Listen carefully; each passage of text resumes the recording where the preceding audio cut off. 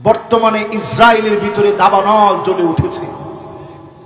আমেরিকার লস অ্যাঞ্জেলেসে, ক্যালিফোর্নিয়াতে, হলিউডের ভিতরে আল্লাহ তাআলা আগুন জ্বালায় দিয়েছে। মুসলমান হচ্ছে লোহার বুট, কোন দাঁত দিয়ে চিবাইতে পারে এমন বিষাক্ত দাঁত পৃথিবীর কোন জালেমের তৈরি হয় না। ইয়ারমুকের যুদ্ধে জর্ডান আর সিরিয়ার মাঝখানের জায়গাটার নাম ইয়ারমুক। আমি নিজে সেই জায়গায় গিয়েছি। সেখানে মুসলমানরা যুদ্ধ করতে যাবে, গেছে ৩৬,০০০ সাহাবী এবং তাবী মিলে সংখ্যা দাঁড়িয়েছে ৩৬,০০০। জোরে কোন আল্লাহু আকবার। বিপরীতে রোমক সম্রাটের সৈন্য ছিল ২,৪০,০০০। সংখ্যাটা কি কম না বেশি? আপনারা তো মাশাআল্লাহ ব্যবসা বাণিজ্য করেন সবাই, একটু বলেন তো হিসাব করে তারা আমাদের চাইতে বেশি কত? এটা একটা উত্তর হইল? ইন একটা কথা নিয়ে বাজে। আমরা ৩৬,০০০, তারা কত? ২,৪০,০০০। তাহলে বেশি কত? ২,০৪,০০০ বেশি। এত লম্বা বিরাট সংখ্যক সৈন্য নিয়ে সেই সময়ের সুপার পাওয়ার বর্তমানে আমেরিকার মতো বিশাল শক্তিশালী রোমকরা, যাদের বিরুদ্ধে লড়াই করে কেউ জিততে পারে না। সাহাবীরা গেছে ১৫ দিন সফর করে, পেটগুলা পিঠের সঙ্গে লেগে গেছে, ক্ষুধার যন্ত্রণায় সাহাবায়ে কেরামের পেটগুলা পিঠের সঙ্গে লেগে গেছে। পেশাব আসে না, রক্ত পেশাব হয়। সেই প্রান্তে গিয়ে খালিদ বিন ওয়ালিদ বক্তব্য দিয়েছে, একজন আমরা বাড়ি ফিরে যাব না, প্রয়োজনে ময়দানে শহীদ হয়ে যাব, কিন্তু আল্লাহর জমিনে আমাদের রক্তের উপরে দ্বীনের পতাকা উড্ডীন হবে, পথ করে উড়বে, জালেমদেরকে ভয় পেয়ে যাব না। বলেন আল্লাহু আকবার। খালিদ বিন ওয়ালিদের এই বক্তব্য যখন ছড়ায় গেছে, রোমক সম্রাটের ভিতরে ভয় ঢুকে গেছে। রোমক সম্রাট আর দেরি নেই, চিঠি লিখছে চীনের সম্রাটের কাছে, ভাই যেমনে হোক কিছু সৈন্য বাহিনী তুমি পাঠায় দাও। খালিদ বিন ওয়ালিদ ৩৬,০০০ সৈন্য নিয়ে আসছে, তুমি কিছু সৈন্য পাঠাও, মুসলমানদের সঙ্গে লড়তে হবে। রোমক সম্রাটের মতো এত বড় সম্রাট মুসলমানদেরকে ভয় পেয়ে সৈন্য চেয়েছে চীনের কাছে। চীনের সম্রাট চিঠি লিখছে, ইন্না কওমান লাউ আরাদু আন ইয়াখলাআল জাবাল লাখালাউ। মুসলমান এমন এক জাতি, এরা যদি পাহাড়ের দিকে তাকায় বলে পাহাড় তুমি সরে যাও, মুহূর্তের ভিতরে পাহাড় সরে যেতে বাধ্য হবে। একটু চিন্তা করেন ইমানি হিম্মত কি জিনিস। চীনের সম্রাট সে কিন্তু মুসলমান না, সে চিঠি লিখছে মুসলমান যদি বলে সর, পাহাড় সরে যাবে। আচ্ছা, এই কথা শোনার পরে রোমক সম্রাটের সাহস বাড়ছে না কমছে? যে লোক আগেই ভয় পাচ্ছে, ৩৬,০০০ সাহাবী, এর মধ্যে যখন শুনছে পাহাড়কে যদি বলে সর, পাহাড় সরে যাবে। এজন্য আমাদেরকে যে সমস্ত দেশ ভয় দেখায়, মুসলমান হচ্ছে লোহার বুট, কোন দাঁত দিয়ে চিবাইতে পারে এমন বিষাক্ত দাঁত পৃথিবীর কোন জালেমের তৈরি হয় না। আমরা সেই জাতি। আজকে কেন আমরা মার খাচ্ছি পৃথিবীর ভিতরে? আজ ফিলিস্তিনের দিকে তাকায় দেখে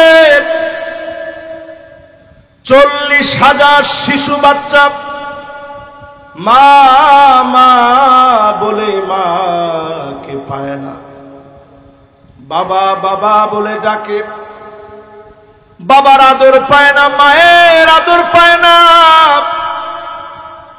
ছোট ছোট বাচ্চা ঘরের ভিতরে মা হারা, 66,000 মুসলমানদেরকে শহীদ করে দিয়েছে। লাখের উপরে মুসলমানের চোখ নাই, হাত নাই, পা নাই, হসপিটালের ভিতরে আছে।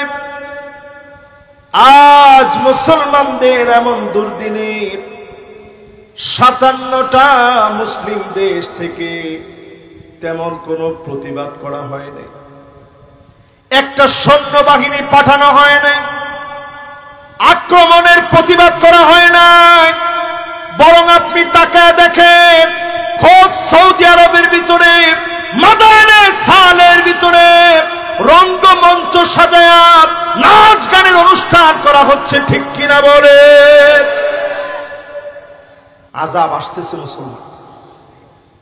পূর্ব দিকে বড় বড় ভূমিকম্প হবে, মায়ানমারে ভূমিকম্প হয়েছে, থাইল্যান্ডে ভূমিকম্প হয়েছে, ভিয়েতনাম, মালয়েশিয়া, ইন্দোনেশিয়া, ভারতের পূর্ব দিকের যে অঞ্চলগুলো আছে, দক্ষিণ কোরিয়া, উত্তর কোরিয়া সহ, হংকং, জাপান সহ, চায়না সহ সারা দুনিয়ার দিকে ভূমিকম্প আসতেছে।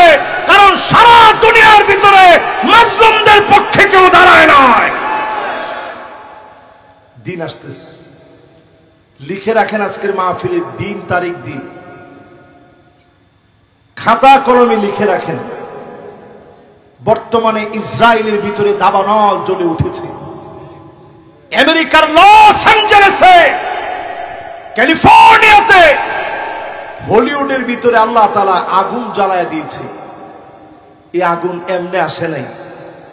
পরের আয়াতের অংশটা শুনেন, তাইলে আপনার কাছে ক্লিয়ার হবে আগুন কেমনে আসছে আর কি কি আসবে। মনোযোগ আছে আপনাদের? কষ্ট হচ্ছে মনে হয়। আল্লাহ রাব্বুল আলামিন সূরা মায়দার ভিতরে বলেন,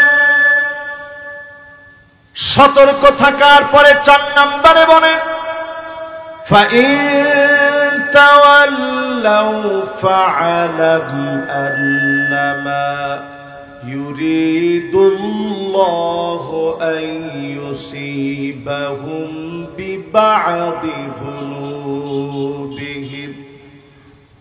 যদি এর পরেও ঘাট তেরামি করে, সোজা ভাষায় ঘাউরামি করে, আরো সোজা ভাষায় কোরআনের ডাইরেক্ট অনুবাদ হচ্ছে, কোরআনের কথা বললি যারা মুখ ফিরিয়ে নেয়, আল্লাহ বলতেছে বিবাদি যুনুবিহিম, কিছু কিছু অন্যায়ের কারণে ডাইরেক্ট আমি আল্লাহ সামান্য শাস্তি দিব। আল্লাহ সামান্য শাস্তি এমন হতে পারে, করোনার মতো ভাইরাস আসবে, সারা দুনিয়া তটস্থ হয়ে যাবে, সব ডাক্তার মিলে করোনার মতো ভাইরাসকে থামাতে পারবে না, ঠিক কিনা বলেন? আল্লাহ রাব্বুল আলামিন সতর্ক করে দিলেন, যদি এরপরেও কোরআনের দিকে না আসেন, বাংলাদেশের দিকে যে ভূমিকম্প আসতেছে এটা পূর্ব দিকের দেশ, বাংলাদেশের দিকে যে ভূমিকম্প আসতেছে 7 মাত্রার ভূমিকম্প, যদি 7 মাত্রার উপরে রেক্টার স্কেলে ভূমিকম্প চলে আসে, বাংলাদেশের অবস্থা কি হবে চিন্তা করেন। হাজার হাজার বিল্ডিং ভেঙে পড়বে, 100 বছরের জন্য দেশ পিছিয়ে যাবে, উন্নয়নের গল্প বলার সময় থাকবে না। শুধুমাত্র 2024-এ 39 বার ভূমিকম্প হয়েছে। এরপরেও যিনি আমাদেরকে হেফাজত করেছেন তিনি কে? এই গত সপ্তাহের আগের সপ্তাহে ভূমিকম্প হয়ে গেছে, আপনারা দেখছেন না? টের পাইছেন? এদিকে একটু টের মনে কম পাওয়া যায় নাকি? অনেক সময় দেখবেন ফজরের সময় ভূমিকম্প হয়, অনেক সময় দেখবেন ঘুমে আছেন তখন ভূমিকম্প হয়। কিন্তু আল্লাহ তাআলা আমাদেরকে তেমন বড় ভূমিকম্প দেন নাই। বারবার আল্লাহ চাচ্ছেন আল্লাহর দিকে ফিরে আসেন। আওয়ালা ইয়ারাউনা আন্নাহুম ইফতানুনা ফি কুল্লি আমিন মাররাতান আও মাররাতাইন সুম্মা লা ইয়াতুবুন ولا هم يذكرون একবার অথবা দুইবার আল্লাহ তাআলা আযাব দেন গোলামদের দিকে তাকায় থাকেন দেখতে থাকেন গোলামেরা ফিরে আসে কিনা আজকে যদি তওবা করে কোরআনের দিকে ফিরে আসেন অবশ্যই যিনি আমাকে আপনাকে maaf করে দিবেন তিনি কে আল্লাহ এবার আপনাদেরকে খিদমতে বুঝাই কি কি আমরা অন্যায়গুলো করার কারণে দুনিয়ার ভিতরে শাস্তি আসতেছে কোন কোন অন্যায় এটা একটু বুঝে নেন এক নাম্বার যে অন্যায় করার কারণে হাত্তা তুত্তাখাদাল মাসাজিদু তুরুকা নবীজি বলতেছেন রাস্তা থাকবে মসজিদের সামনে দিয়ে মুসলমানের সন্তান হেঁটে হেঁটে চলে যাবে নামাজ পড়বে না একটু হিসাব মিলায়া দেখেন আজকের ফজর জোহর আসর মাগরিব এশা কয়জন নামাজি নামাজ পড়লেন কতজন মুসল্লি নামাজে গিয়েছে কতজন হাজির হয়েছে আজকের হিসাব যদি করেন আমাকে আপনাকে আল্লাহ ধরবেন কেন অধিকাংশ লোক মসজিদের সামনে দিয়ে হেঁটে যায় নামাজের সময় হয় কিন্তু নামাজ পড়ে না এমন মুসলমান আছে না নাই এখন একটা একটা করে বলবো শুধু আপনারা আছে না নাই একটু বলেন এরপরে দুই নম্বরে মিলায় দেখবেন হাত্তা ইয়াবুদাল্লাহ ওয়াল উজ্জা মুসলমানের ছেলে মূর্তির সামনে গিয়ে মাথা নত করবে আমাদের ভাইদেরকে হিন্দুস্তানে মারা হচ্ছে আমরা সেই মুসলমান হয়ে তাদের কৃষ্টি কালচার নিয়েছি মূর্তির সামনে মাথা পর্যন্ত নত করতে লজ্জা পায় না এবং যখন উম্মতের দশা হবে ওই উম্মতদের উপরে যিনি আযাব আর গজব দিবেন তিনি কে এরপরে হাদিস মিলায় দেখেন হাত্তা ইয়াসুদ কুল্লু কবিলাতিন মুনাফিকুহা এলাকা এলাকায় দেখবেন মুনাফিকগুলো নেতা হয়ে যাবে অলিতে গলিতে মুনাফিকদের নেতৃত্ব চলবে ঠিক কিনা বলেন চলেনি একখানা ডরহরি হন না চলে না এরপরে মিলায় দেখবেন আল্লাহ নবী হাদিসের ভিতরে জানিয়ে গেছেন এমন হবে হাত্তা ইয়াতাবাহান নাসু বিল মাসাজিদ মসজিদে মসজিদে ইমামকে বাধা দেওয়া হবে খতিবকে বাধা দেওয়া হবে বক্তাকে বাধা দেওয়া হবে মাইক কেড়ে নেওয়া হবে গালিগালাজ করা হবে এমন দৃশ্য বাংলাদেশের ইতিহাসে কখনো হয় না তার মানে কি বোঝা যায় 1450 বছর আগে রাসূল যা বলছেন কেমন যেন দেখে দেখেই বলতেছেন সব দৃশ্যগুলো চোখের সামনে এনে দেখেন পুরাপুরি মিলে যাবে এরপরে আল্লাহর হাবিব বলেন এমন সময় তুমি দেখবা হাত্তা তাউদ আরদুল আরব মুরুজান ওয়া আনহারা গোটা আরবের ভিতরে বন্যার পর বন্যা হবে আরবটা সবুজ হয়ে যাবে আরব সবুজ শ্যামল হয়ে যাবে আজকে আমার বড় খারাপ লাগে রক্ষণশীল সৌদি আরবে রিয়াদের ভিতরে কাবার মতো করে পচ্ছদ সাজায়া পপ তারকাদেরকে নিয়ে নাচ গান করানো হয়েছে আল্লাহ নবী ঘুম থেকে উঠে বললেন ওয়াইলুল লিল আরব আরব একদিন ধ্বংস হয়ে যাবে নবীজি আবার বললেন ওয়াইলুল লিল আরব আরব ধ্বংস হয়ে যাবে আবার বললেন ওয়াইলুল লিল আরব আরব ধ্বংস হয়ে যাবে সাহাবায়ে কেরাম প্রশ্ন করলেন, ওগো নবীজি, আমরা কি ধ্বংস হয়ে যাব? আমাদের ভিতরে এত এত নেককার আছে। নবীজি বললেন, হ্যাঁ, ধ্বংস হয়ে যাব। ইদা কাসুরাল খাবাস, খারাপি যখন বেড়ে যাবে, আরবকে যিনি ধ্বংস বানায় দিবেন তিনি কি? এখন একটু তাকায় দেখেন, ফিলিস্তিনের ঘরে ঘরে মুসলমানরা মার খাচ্ছে। রাফায় মুসলমানদেরকে ধ্বংসযজ্ঞ এমন ভাবে চালানো হয়েছে, নিশ্চিহ্ন করে দেওয়ার ষড়যন্ত্র চলছে। গাজায় মুসলমানকে মারা হচ্ছে। আপনার কাছে যদি মুসলমানদের জন্য সামান্য মায়া না লাগে, কাজাসাদিন ওয়াহিদ, এক দেহের মতো যদি মনে না হয়, আপনার হৃদয়ে যদি ভালোবাসা না আসে, জেনে রাখেন অচিরেই যিনি আপনাকেও আযাব দিয়ে ধরবেন তিনি কি? মিলে দেখেন মুসলমান এমন সময় আসবে, নবী বলে গেলেন।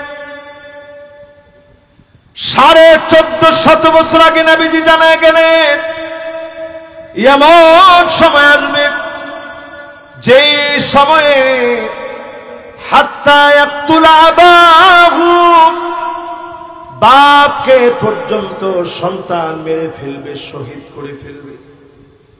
রমজান মাসে সন্তান মোবাইলে আসক্ত, সন্তানকে থামানোর জন্য বাপ বারণ করেছে, সন্তানকে থামাইতে না পেরে মোবাইলটা কেড়ে নিয়েছে। বাপ যখন নামাজের জন্য দাঁড়িয়েছে, বাপের শরীরের মধ্যে সন্তান ছুরি দিয়ে আঘাত করেছে।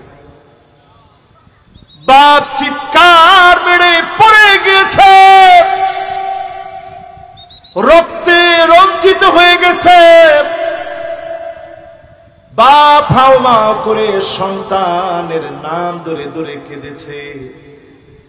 এমন দৃশ্য যখন দেখলেন, আপনি বুঝে নিবেন শাস্তির জন্য আমরা প্রস্তুত হয়ে গেছি।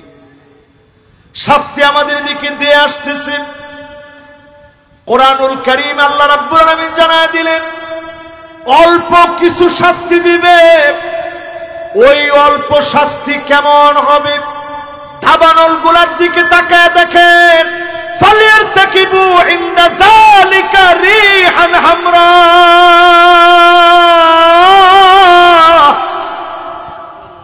বাতাসের সঙ্গে আগুন আসবে, জ্বালায়া পুরা ছারখার করে দিবে। একমাত্র যদি বাঁচতে চান, যার দিকে আশা রাখবে তিনি কে? এরপরে আমার ভাইয়েরা 5 নম্বরে আল্লাহ জানায় দিলেন, ওয়া ইন্না কাসীরাম মিনান নাসি লাফাসিকুন,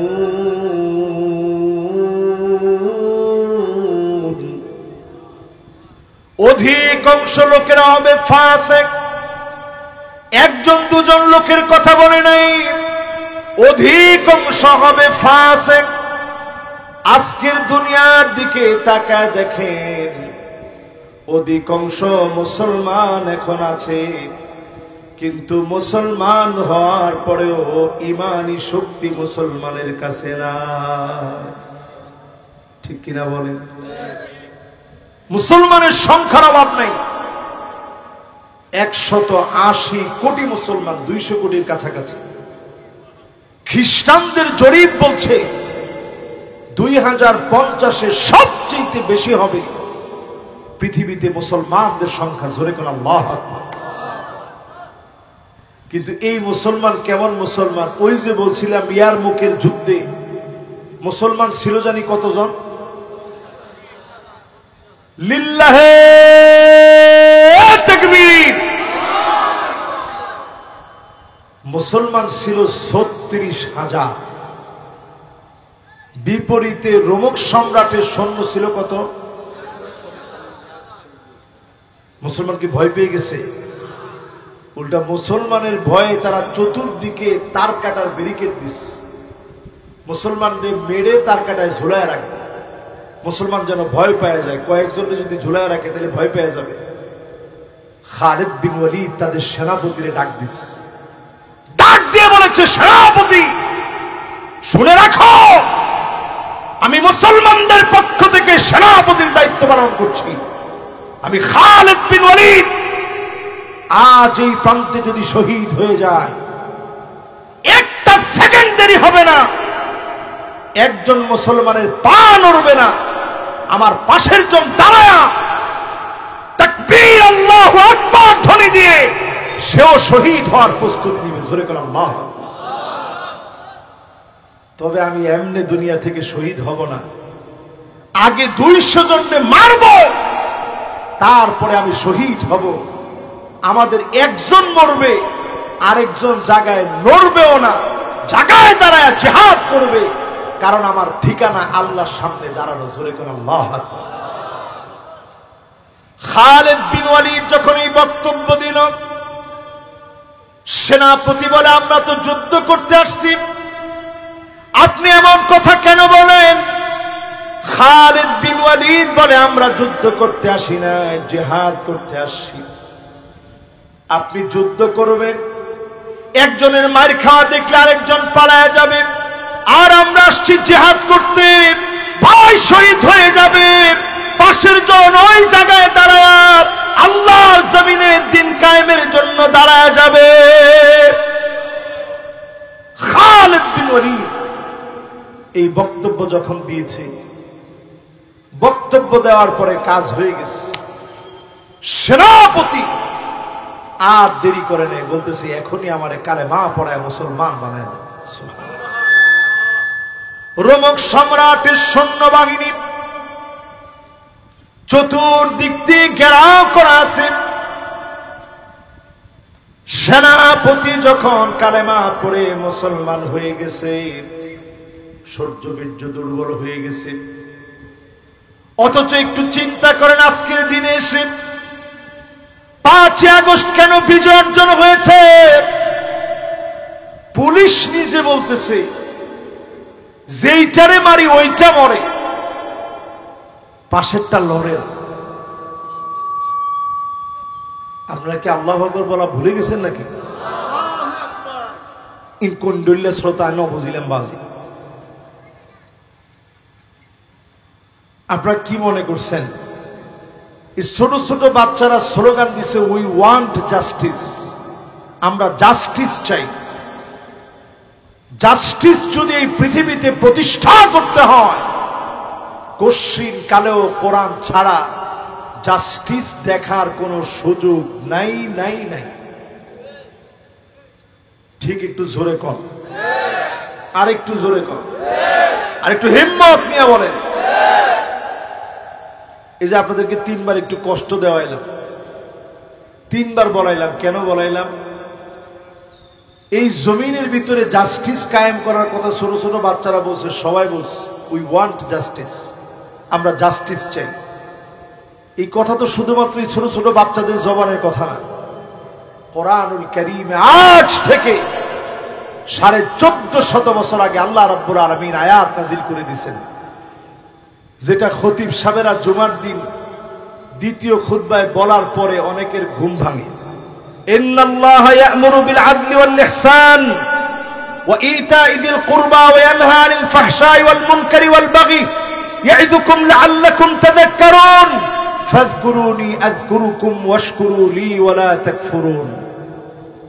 তখন অনেকে ঘুমায় থাকে, এরকম যারা ঘুমাইতে থাকে পাশ থেকে একজন গে উঠ, শেষ হয়েছে হুজুরের খুতবা শেষ।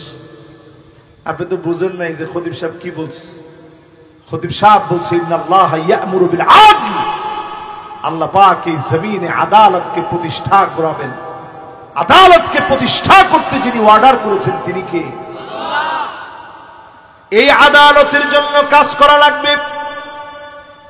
5 নম্বরে, পরে 6 নম্বরে আল্লাহ রাব্বুল আলামিন বলেন,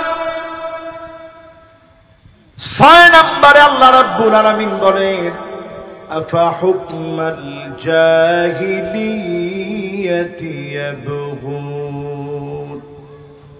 ও নবী, এত কিছুর পরেও কি লোকেরা জাহালাতের দিকে চলে যাবে, জাহিলিয়াতের দিকে যাবে। এখন আপনি একটু মিলায় দেখেন, যারা চায়ের দোকানে বসে বসে বলে আগেই ভালো ছিল, এরকম লোক আছে না? আছে আসলে? কি বলে চায়ের দোকানে? চায়ের দোকানে বসে কাজ নাই কাম নাই, ওই আর বাপরে বাপ দেশের কি অবস্থা, ওই গিয়ে পাল্লার দেশটা বেশি বেলা গিয়ে আগেই ভালো ছিল। এই আগেই ভালো ছিল যারা বলছেন, কোরআনের এই আয়াতটা আপনার সামনে নিয়ে আসেন। আফা হুকমাল জাহিলিয়াতি ইয়াবগুন, ও নবী এত কিছুর পরেও কি লোকেরা জাহিলিয়াতের দিকে চলে যাবে? আমি যদি প্রশ্ন করি, এত কিছুর পরেও আজ আমার কাছে মনে হচ্ছে দলে দলে লোক এখনো জাহিলিয়াতের দিকে দৌড়াচ্ছে, ঠিক কিনা বলেন? এখনো যদি আপনি চাঁদাবাজি করেন, কিসের দিকে আছেন? না না, একখানা ডরহরি হন, কিসের দিকে? এখনো যদি আপনি চাঁদাবাজি করেন, এখনো যদি আপনি লুটেরা হন, সন্ত্রাসী কর্মকাণ্ড করেন, আপনি জাহিলিয়াতের দিকে দৌড়াচ্ছেন, ঠিক কিনা বলেন?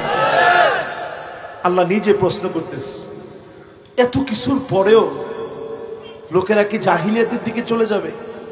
এই যে আজকে যে তাফসীরটা আমার সামনে এখন নিয়েছি, আপনার কাছে কি মনে হচ্ছে না পুরা আমাদের দেশের সাথে মিলতেছে?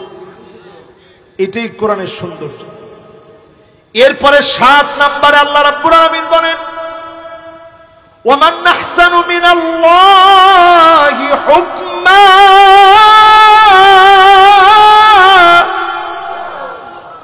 আল্লাহর হুকুমের চাইতে সুন্দরতম আর কোন হুকুম হতে পারে না। সবচাইতে সুন্দর হুকুম যিনি দিয়েছেন তিনি কে? এই যে কোরআনটা হাতে নিয়ে বলি, আল্লাহর কোরআনের চাইতে সুন্দর কোন হুকুম নাই। আমার ক্ষেত্রে বলেন, অমুসলিমদের ক্ষেত্রে বলেন, কোরআনের বিচার যদি কায়েম হয়ে যায়, আমার দেশটাকে সুজলা সুফলা সুন্দরে যিনি ভরপুর করে দিবেন তিনি কি? এরপরেও যদি না বুঝেন, 6টা আযাব আসতেছে বাংলাদেশে, এখন বসে খাতা কলমে লিখেন। এখন আর আমরা একজন লোক উঠব না, শেষ কথাগুলো সবাই শুনে যাব। আমি আমার আলোচনার একেবারে শেষ সমাপ্তি লগ্নে আছি, খুব বেশি লম্বা আমি করার আজকে নিয়ত নাই। 6টা বিষয় এখন খাতা কলমে লিখেন হাদিস থেকে। বিজয়ের পরে যদি ভুল করেন 6টা আযাব আসবে। একটা বিজয় পাইছেন আপনি, 5 তারিখের বিজয়টা যেমনি নেন, ছোটখাটো বিজয় হোক, যেমন বিজয় হোক, একটা বিজয় দিছেন কে? জোরে কন। যদি 24-এর নির্বাচনের পরে আন্দোলনের মুখে পতন হইতো, মানুষ বলতো বাপরে বাপ, এবারের আন্দোলনে সে পড়ে গেছে। কিন্তু ছোট ছোট বাচ্চার সামান্য একটা ইস্যুতে গোটাকে সংস্কার করতে গিয়ে গোটা দেশ সংস্কার হয়ে যাবে। মানুষ এখনো তাকায় বলে আল্লাহু আকবার, কেমনে কি হলো? ঠিক না? আজকে এই জায়গায় দাঁড়ায় চিন্তা করেন, সময়ে যদি এখন আপনি ভুল করে ফেলেন, 1 নাম্বার শাস্তি হবে ইমারাতুস সুফাহা, নির্বোধ লোকগুলা ক্ষমতায় আসবে, যারা কোরআন হাদিসের বিরুদ্ধে প্রতিনিয়ত একটার পর একটা অপব্যাখ্যার কথা বলে আইন করবে, ঠিক কিনা বলেন? নবীজি বলে গেছেন ইমারাতুস সুফাহা, 1 নাম্বার শাস্তি হবে নির্বোধ লোকেরা ক্ষমতায় চলে আসবে যদি ভুল করে। 2 নম্বরে আসবে কাসরাতুস শার। আগে যেইভাবে আলেমদেরকে মৌলবাদ, জঙ্গিবাদ বলা হতো, রাজাকার বলে গালি দেওয়া হতো, নানা শর্তে আবার আলেমদেরকে গালি দেওয়া হবে, ঠিক কিনা বলেন? যদি এখনো নিজেদেরকে সোজা না করেন, দিন আসতেছে, সহিহ হাদিসের মধ্যে নবীজি বলে গেছেন এমন সময় আসবে নির্বোধরা ক্ষমতায় যাবে, নতুন নতুন শর্ত করে গালিগালাজ যুক্ত করা হবে। 3 নম্বরে নবীজি বললেন বিয়াউল হক, টাকার বিনিময়ে হুকুম বিক্রি হবে। বিচারপতি মানিক কাদের মতো বিচারকরা বসবে, টাকার বিনিময়ে হুকুম বিক্রি হয়ে যাবে। আদালতে আদালতে মিথ্যা রায় দেওয়া হবে। আমাদের প্রিয় আল্লামা দেলোয়ার হোসেন সাইদি রহমতুল্লাহ আলাইহি 50 বছরের অধিক সময় তাফসীর করলেন। 13টা বছর তিনি জেলখানায় ছিলেন। তাকায় দেখেন 2 জনের কাঁধে ভর দিয়ে তিনি নামতেছিলেন। তিনি ওনার ঠোঁটের ভিতরে একটা হাসি দিয়ে বুঝায় দিলেন, 13 বছর ধরে জুলুম করেছ, মাজলুমের একটা হাসি কেড়ে নিতে পারো না, মাজলুমের সাহসকে নুয়ে দিতে পারো না, মাজলুমের হাসি বিজয়ী হয়ে গেছে, ঠিক কিনা বলে? তার মানে হলো এই, আল্লাহ তাআলা আমাদেরকে সতর্ক করতেছেন আবার যেন কোনোভাবে টাকার বিনিময়ে আইন আদালত বিক্রি না হয়। সজাগ হতে হবে এখন থেকে।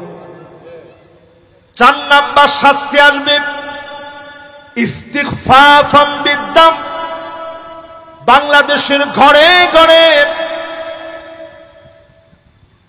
বাংলাদেশের ঘরে ঘরে, প্রান্তে প্রান্তে, রন্ধ্রে রন্ধ্রে রক্তপাত শুরু হয়ে যাবে।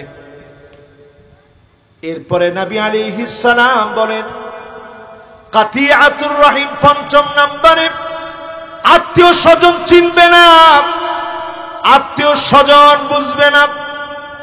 এরপর আল্লাহ নবী 6 নম্বরে বলেন, নবী আলাইহিস সালাতু ওয়াস সালাম আমাদেরকে জানায় গেলেন 6 নম্বরে আমার আপনার জন্য নবী সতর্ক করে গেলেন আকাল্লুহুম ফিকহান। নির্বোধ, যাদের জ্ঞান নাই, এমন লোকগুলা চেয়ারে বসবে, দেশের 12টা বেজে যাবে। এই দেশকে যদি ভালোবাসেন, কোরআনের পক্ষে, ইসলামের পক্ষে সবচেয়ে সুন্দরতম আল্লাহর বিধানের দিকে কারা কারা আসতে রাজি? 2 হাত তুলে আল্লাহকে দেখা। রাজি আছেন? নারে তাকবীর। এবার হাতগুলো নামা। শেষ কথা বলি, আমার আপনার দায়িত্ববোধের থেকে শেষ কথা, লিকৌমি ইউকিনুন। বুঝবে তো কেবল তারা, প্রবল ইমানের অধিকারী যারা হবে, ইমান যাদের ভিতরে আছে, তারাই কোরআনের রাজ প্রতিষ্ঠা করার জন্য আসবে। কোরআনের রাজ যারা প্রতিষ্ঠা করতে আসবে, আপনি যদি শহীদ হয়ে যান, আল্লাহ আপনার সঙ্গে কথা বলবে। রক্তের ফোঁটা পড়া মাত্র যিনি মাফ করে দিবেন তিনি কে? উহুদের প্রান্তে শহীদ হয়ে গেছেন আব্দুল্লাহ রাদিয়াল্লাহু তাআলা আনহু। আল্লাহ পাক ডেকে নিছেন আব্দুল্লাহরে, ডাক দিয়ে বলেছেন, আব্দুল্লাহ তোর কি মনে চাই একটু আমি আল্লাহরে বল। আব্দুল্লাহ বলে, আল্লাহ আর কিছু মনে চায় না, শুধু 1000 বার উহুদের প্রান্তে আমারে পাঠায় দেন, 1000 বার শহীদ হব, 1000 বার আবার আপনার কাছে ফিরে আসব, আর কিছু চাই না গো মালিক। আল্লাহ পাক জানায় দিলেন নবীজিকে, ও নবী, আব্দুল্লাহর সঙ্গে কথা হয়েছে, 1000 বার দুনিয়ায় যেতে চায়, 1000 বার আব্দুল্লাহ শহীদ হতে চায়। আল্লাহ পাক জানায় দিছে আব্দুল্লাহরে, একবার আসা যায় আর যাওয়া যায় না, একবার আসলে আর কোনদিন যাওয়া যায় না, আর যাওয়া যাবে না রে আব্দুল্লাহ। জাবেরকে ডেকে আনলেন নবী। আব্দুল্লাহ রাদিয়াল্লাহু তাআলা আনহু সন্তানকে ডেকে বললেন, তোমার আব্বার সঙ্গে আল্লাহ স্বয়ং নিজে কথা বলেছে, তুমি কি জানো তোমার আব্বা কি চায়? 1000 বার জীবন চায়, 1000 বার আল্লাহর রাগে শহীদ হতে চায়।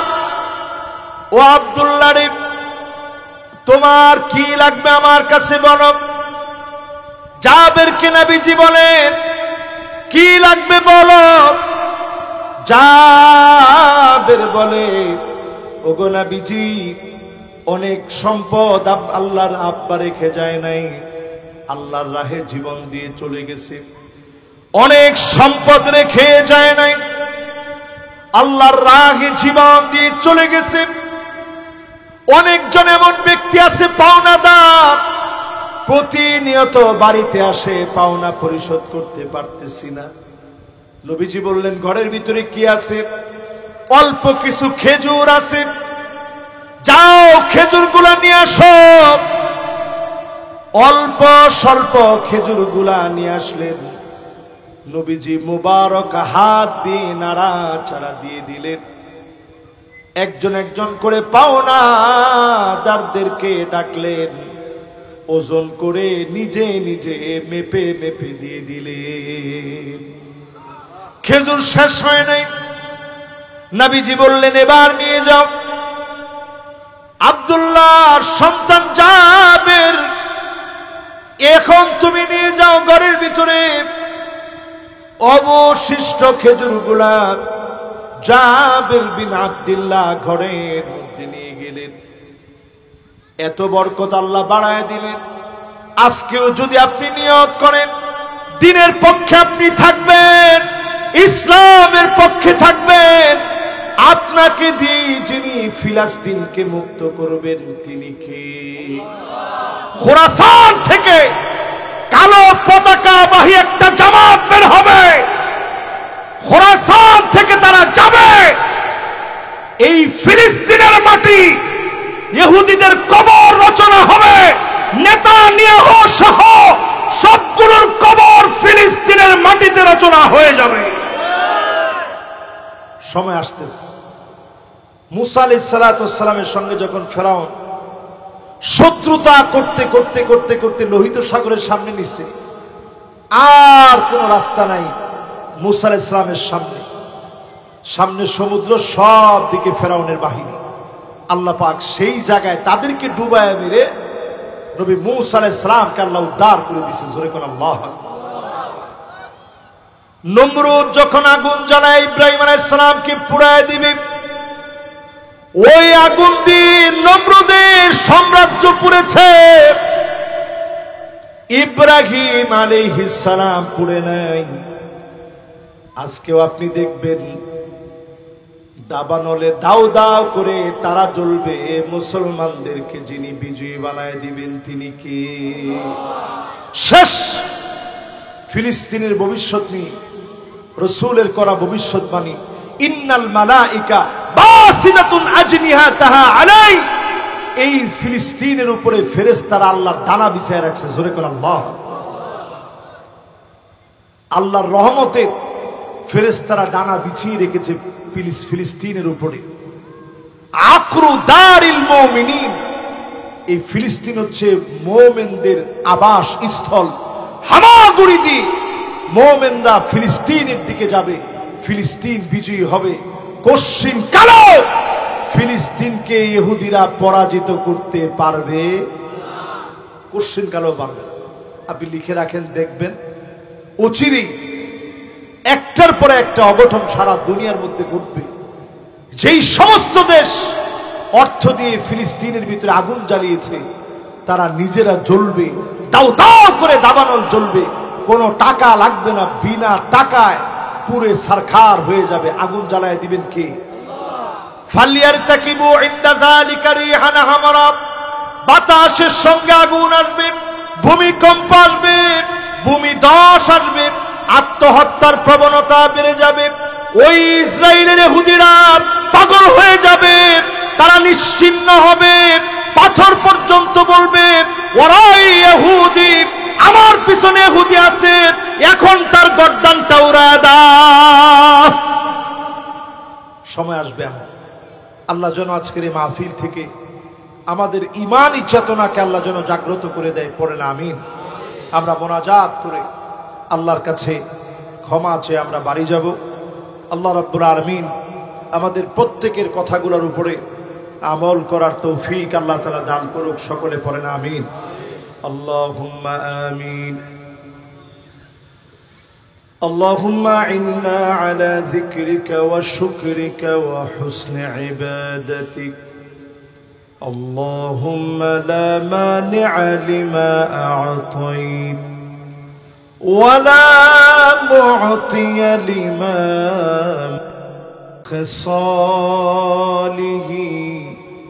صلوا عليه وآله. दुर्फिशाने ने तेरी कतरों को दरिया कर दिया. दिल को रोशन कर दिया. आँखों को बीना कर दिया. बलगल उला بكماله كشف الدجى بجماله.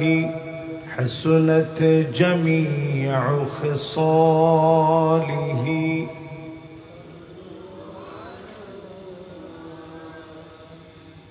अगर ना होती ये फूल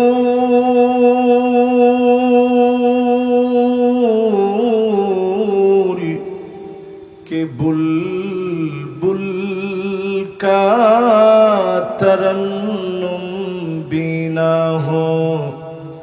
चमनदहार में गलियों का तबस्सुम भी ना हो.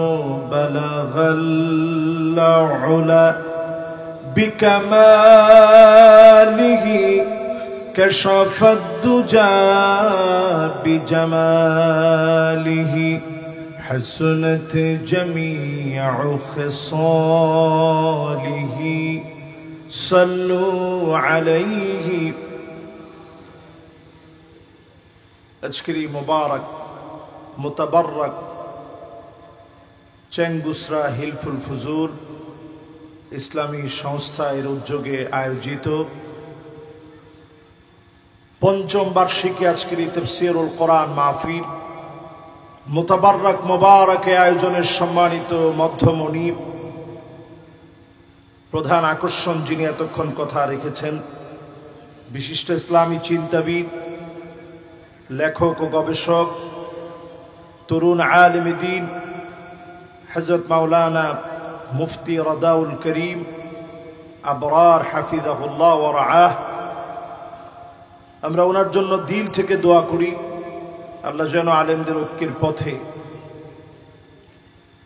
উনাকে যেন আল্লাহ রাব্বুল আলামিন অকুতুবয় সৈনিক হিসাবে, আমাদের রাহবার হিসাবে যেন আল্লাহ তাআলা কবুল আর মঞ্জুর করেন। পড়ে না আমিন। আজকের এই মুবারক মাহফিলের সভাপতিত্ব করছেন হাফেজ মাওলানা মুহাম্মদ মাঈন উদ্দিন হাফিজাহুল্লাহ ওয়া রাআহ। ওনার জন্য আমি দিল থেকে দোয়া করি আল্লাহ যেন ওনাকেও দ্বীনের জন্য কাবিলিয়তের সাথে কবুল আর মঞ্জুর করেন। পড়ে না আমিন। উপবিষ্ট হয়েছেন সম্মানিত হাদারাত উলামায়ে কেরাম, ফুদালা, কুরামা, আইম্মা, যতজন আজকের এই মাহফিলকে আলোকিত করলেন। মুনাওয়ার এই মাহফিলে উপবিষ্ট সম্মানিত মুরব্বিয়ান এজাম, তারুণ্যের উচ্ছ্বাস, দিক দিগন্তের দিকপাল তরুণ প্রজন্মের আমার তরুণ ভাইয়েরা, এই মুহূর্তে পর্দার অন্ত আড়ালে শ্রবণরতা হয়ে শুনছে আমার মা এবং বোনেরা, মনোযোগ আকর্ষণ করার লক্ষ্যে আরো একটা বার নিবেদন করছি সর্বশ্রেষ্ঠতম ইসলামের অভিবাদন, উহাইয়িকুম বিতাহিয়াতিল ইসলাম, আসসালামু আলাইকুম ওয়া রাহমাতুল্লাহি ওয়া বারাকাতুহু।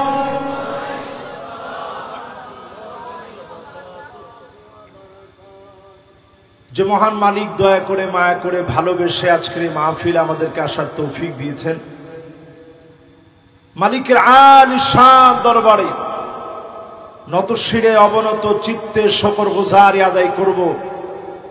সমস্বরে সবাই মিলে একযোগে পড়ি কালিমাতুশ শুকর আলহামদুলিল্লাহ। একখানা ডর হরি হন না, বুঝুন না, একটু বড় আওয়াজে মালিকের প্রশংসা করি, পড়ি আলহামদুলিল্লাহ।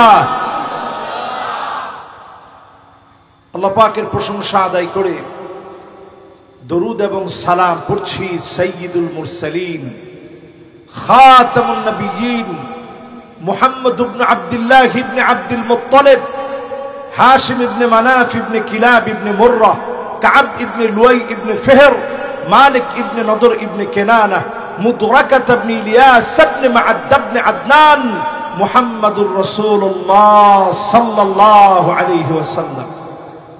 অনেকেই পড়েন নাই, সবাই পড়ি মুহাম্মাদুর রাসূলুল্লাহ সাল্লাল্লাহু আলাইহি ওয়াসাল্লাম। সবাই পড়ছেন? মাহফিল তার কাঙ্ক্ষিত লক্ষ্যে পৌঁছাবে তখন, সবার মনোযোগটা যখন ঠিক থাকবে। আমি কিন্তু 8টায় চলে আসছি এবং আমার সর্বোচ্চ টার্গেট ছিল এবং লিখিত আকারে টার্গেটটা নেওয়া। কর্তৃপক্ষকে জিজ্ঞাসা করেন, 9:30টায় আমি এখানে বসবো, এটা লিখিতে না। 11টায় মাহফিল শেষ হয়ে যাবে, আর আপনারা দিচ্ছেন আমার 11টায়। এখন আমি এই জায়গায় আসার পরে আমি তো অন্তত আপনাদের সাথে রাগান্বিত হইতে পারি না, কারণ মেহমান হয়ে আমি তো আপনাদের সঙ্গে খারাপ ব্যবহার করতে পারি না, এটা আখলাকুর রাসূল না। এই জন্য 8টায় এসে আমি খাওয়া দাওয়া করে একটা ঘুম দিছি। এরপরে আলহামদুলিল্লাহ নামাজ পড়ে আড্ডা দিয়ে গল্প দিয়েও সময় শেষ হয় না, এরপরে আমি আসি। তো গভীর রাত হয়ে যাওয়াতে অনেকেরই মনোযোগটা ডিস্টার্ব হয়েছিল, খুব স্বাভাবিক বিষয়। অনেকে চিন্তা করতেছেন দূরে কিভাবে যাব। তো আমরা খুব বেশি লম্বা না, অল্প কিছু সময় আল্লাহর জন্য আমরা ছেড়ে দিতে চাই। রাজি আছি ইনশাআল্লাহ? 2টা আয়াত আমি তেলাওয়াত করেছি সূরা আল ইমরান থেকে। 2টি আয়াতের একটি হচ্ছে সূরা আল ইমরানের 138 নং আয়াতে কারিমা, এর পরের আয়াতটি হচ্ছে 139 নং আয়াতে কারিমা। তাহলে কয়টা হলো? এই 2টা আয়াতের তাফসীর যদি শুনি, খায়রুল লাকা মিন আন তুসাল্লিয়া আলফ রাকাত, 1000 রাকাত নামাজ পড়লে যেমন সওয়াব হবে, এর চাইতে বেশি সওয়াব যিনি বান্দার আমলনামায় দিয়ে দিবেন তিনি কে?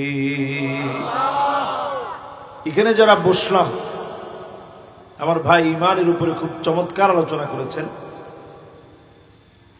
আমি এখানে এসে বসে সিদ্ধান্ত নিলাম বাকি কিছু কথা আমি আমার এই মাহফিলের শ্রোতাদেরকে অ্যাড করে দিলে এটার একটা খোরাক যেন হয় আমার জন্য, আমার শ্রোতাদের জন্য। আল্লাহ যেন কবুল মঞ্জুর করেন, পড়ে না আমিন। আল্লাহ রাব্বুল আলামিন ইরশাদ করেন, হাযা বায়ানুল লিন্নাস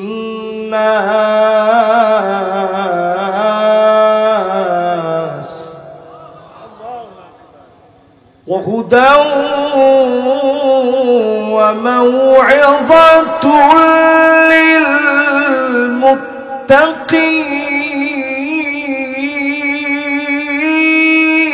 للمتقين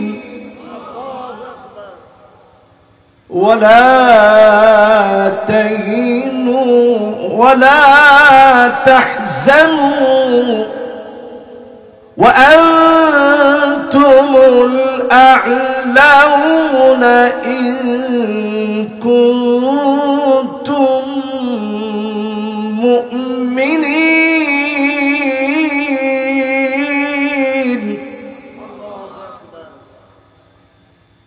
এই 2টা আয়াতে কারিমা থেকে আজকে আমরা কথা শুনবো ইনশাআল্লাহ। পড়ে আল্লাহ রাব্বুল আলামিন প্রথম আয়াতে কারিমার ভিতরে জানায়া দিলেন, হাযা বায়ানুল লিন্নাস, এই কোরআন হলো মানুষের জন্য বায়ান। খ্রিস্টান বলেন, ইহুদি বলেন, হিন্দু বলেন, নাস্তিক বলেন, সবাই এই কোরআন থেকে বায়ান গ্রহণ করে, এই কোরআনের থিওরি গুলো বিশ্বাস করে, না করলেও ভুল ধরার জন্য পড়ে। এই কোরআন আজ অবধি বয়ান হিসেবে কেউ ভুল ধরতে পারেনি। এই কোরআনুল কারিমে পিঁপড়ার কথা আল্লাহ বললেন, পিঁপড়ার কথা আল্লাহ রাব্বুল আলামিন নাজিল করে দিলেন। পিঁপড়ার কথা নাজিল করে দিন। وقالت نملة يا أيها النمل ادخلوا مساكنكم لا يحطمنكم سليمان وجنوده وهم لا يشعرون।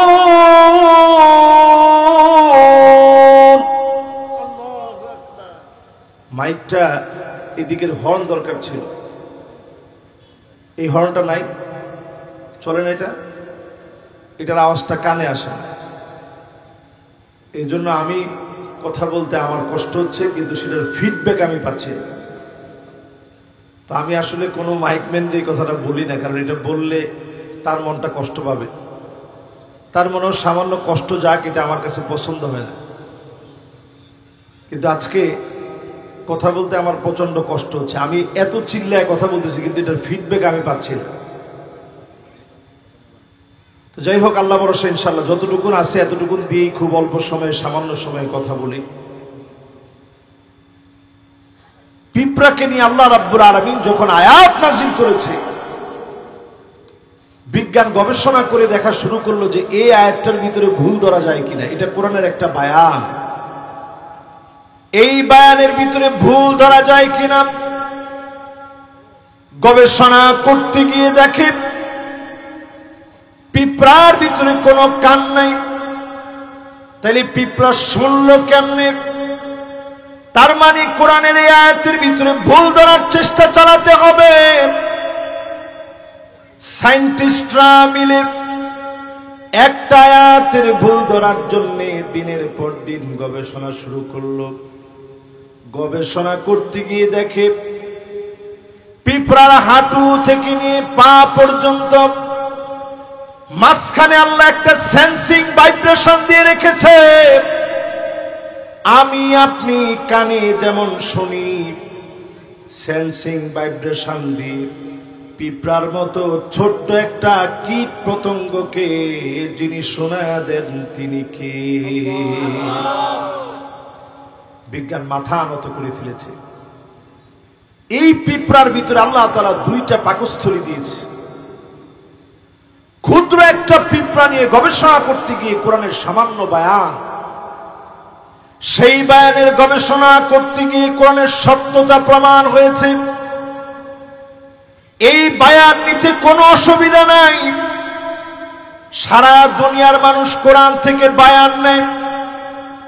নিউটনের সূত্র বলেন, মহাবিশ্বের প্রতিটি বস্তু কণা একে অপরকে নিজের দিকে আকর্ষণ করে। এই আকর্ষণ বলের মান বস্তু কণাদ্বয়ের গুণফলের সমানুপাতিক, এদের দূরত্বের বর্গের ব্যস্তানুপাতিক। এই বল বস্তু ক্রিয়াদ্বয়ের সংযোজক সরল রেখা বরাবর ক্রিয়া করে। এটা আপনারা অনেকে বুঝেনি না যে হুজুর কি বলল। নিউটনের এই সূত্র কোরআনের একটা আয়াত দিয়ে আপনি চিন্তা করেন, কোরআন যে সমস্ত বিষয়ে বায়ান করেছে কত নিখুঁত, কত নির্ভরযোগ্য। কুল্লুন ফি ফালাকি ইয়াসবাহুন, সব আপন আপন কক্ষপথে চলছে।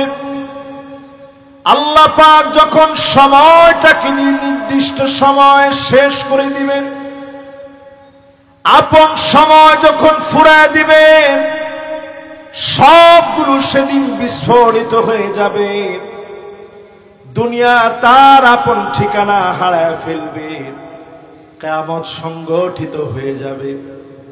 কোরআনের বায়ান সবাই নিবে। ওয়া হুদা ওয়া মাউইযাতুল লিল মুত্তাকিন। হেদায়েত সবাই নিবে না, কোরআনের ওয়াজ সবাই শুনবে না, শুধু মুত্তাকি আল্লাহর গোলামের আওয়াজ শুনবে। বলেন আল্লাহু আকবার।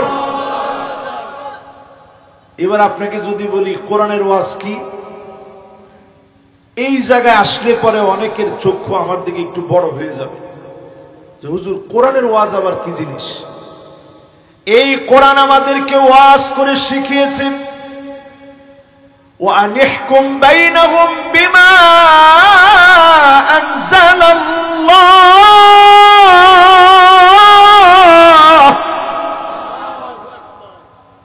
বিচার চলবে এই কোরআন দিয়ে।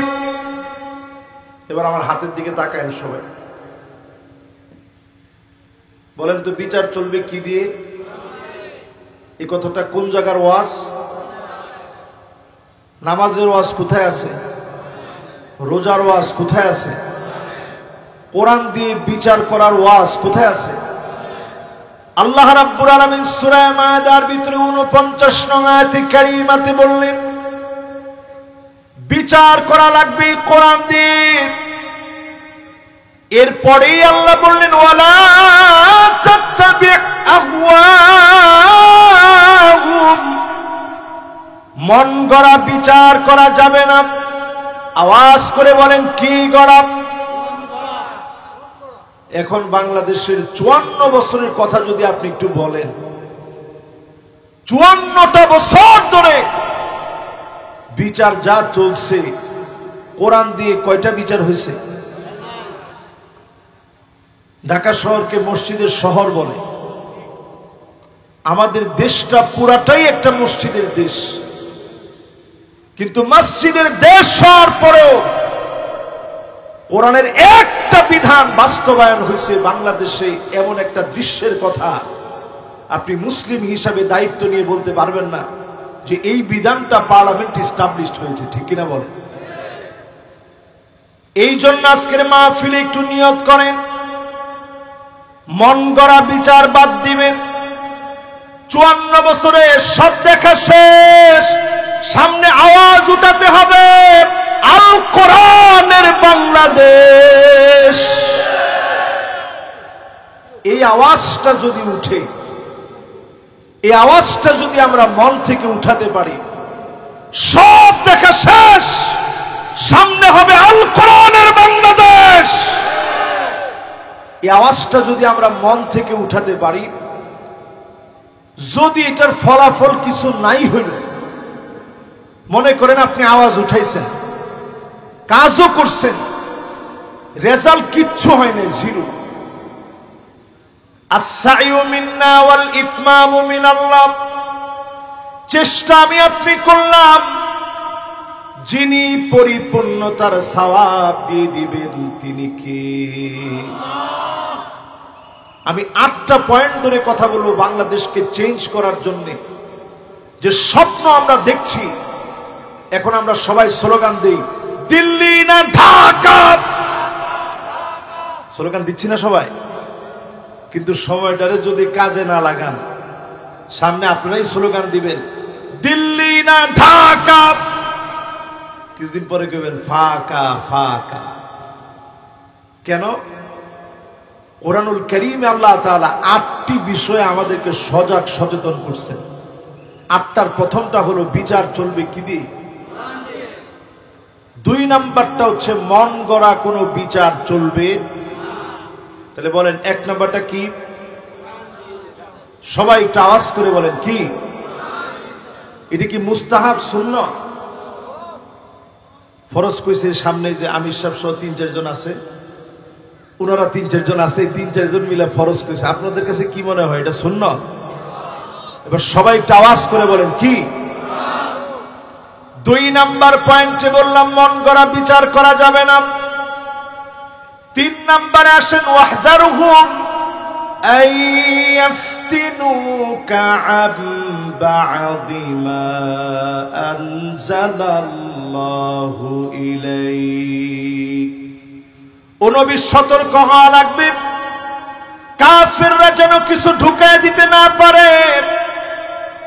আজকেও আপনি তাকায় দেখেন, ভারতে মুসলমানদেরকে মারা হচ্ছে,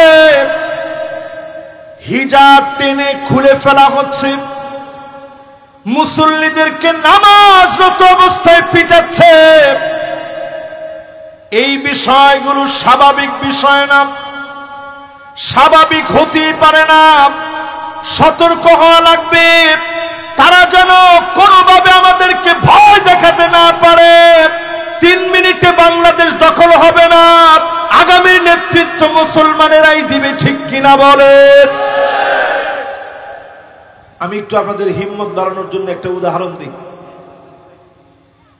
ইয়ারমুকের যুদ্ধে জর্ডান আর সিরিয়ার মাঝখানের জায়গাটার নাম ইয়ারমুক। আমি নিজে সেই জায়গায় গিয়েছি। সেখানে মুসলমানরা যুদ্ধ করতে যাবে, গেছে 36,000 সাহাবী এবং তাবী মিলে সংখ্যা দাঁড়িয়েছে 36,000। জোরে কোন আল্লাহু আকবার। বিপরীতে রোমক সম্রাটের সৈন্য ছিল 2,40,000। সংখ্যাটা কি কম না বেশি? আপনারা তো মাশাআল্লাহ ব্যবসা বাণিজ্য করেন সবাই, একটু বলেন তো হিসাব করে তারা আমাদের চাইতে বেশি কত? এটা একটা উত্তর হইল? ইন একটা কথা নিয়ে বাজে। আমরা 36,000, তারা কত? 2,40,000। তাহলে বেশি কত? 2,04,000 বেশি। এত লম্বা বিরাট সংখ্যক সৈন্য নিয়ে সেই সময়ের সুপার পাওয়ার বর্তমানে আমেরিকার মতো বিশাল শক্তিশালী রোমকরা, যাদের বিরুদ্ধে লড়াই করে কেউ জিততে পারে না। সাহাবীরা গেছে 15 দিন সফর করে, পেটগুলা পিঠের সঙ্গে লেগে গেছে, ক্ষুধার যন্ত্রণায় সাহাবায়ে কেরামের পেটগুলা পিঠের সঙ্গে লেগে গেছে। পেশাব আসে না, রক্ত পেশাব হয়। সেই প্রান্তে গিয়ে খালিদ বিন ওয়ালিদ বক্তব্য দিয়েছে,